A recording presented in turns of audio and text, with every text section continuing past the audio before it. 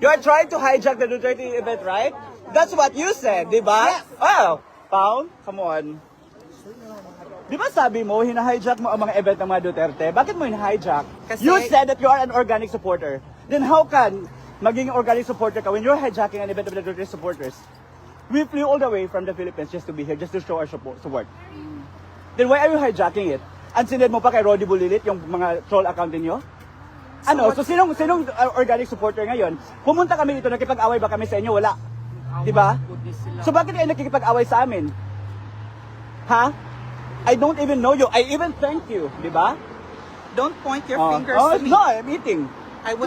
I would stand for a bully like you. Bully. Did I ever bully you? Who bullied me? bullied Who you. bullied you? You You bullied us. Hannah. Oh my fucking You goodness. bullied Hannah. You know.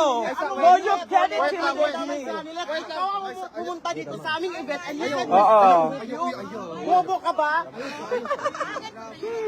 Hi! Sa mga naka-live, Gen Z, ang tatapang na nila online. Tangina, puro Marcos resign, wala kang ginawa sa Pilipinas. Ng lugar ito, iyo to? True. sa'yo to? Tingnan mo. Tingnan mo. Yan yun, siya yung nagsabi ng hijack daw siya ng event. Bakit yan? Ano, hijacker ka? Ah? Oh, yes daw. Oh my God, thanks for admitting that. Putang ina mo! Okay lang ko i-search. Fake vlogger, so ano ka? Oo. No, Alvin! Do not mediate us! No, hindi kasi ang nangyari is, nandito kami, hindi ko sila inaway. I don't even know him. Okay ha? I don't even know him. Pumunta siya, dyan siya nakatira. I even thanked him sa bravery niya. Nagpa-interview siya sa Reuters. Tapos bakit pag uwi mo, sinabi mo hinahijack ang event? We were shocked. That's your opinion, exactly. This is also my opinion. Then who are you? Who are you? I'm Tio Moran, and who are you? Oh, so you're then. No one even knows you. Oh my, really? The fact that you are commenting about me speaks volumes that you know me. And who are you again? Den. Fuck.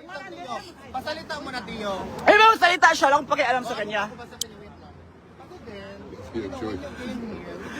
Kainis. Nabibideo pa mga kulto nila.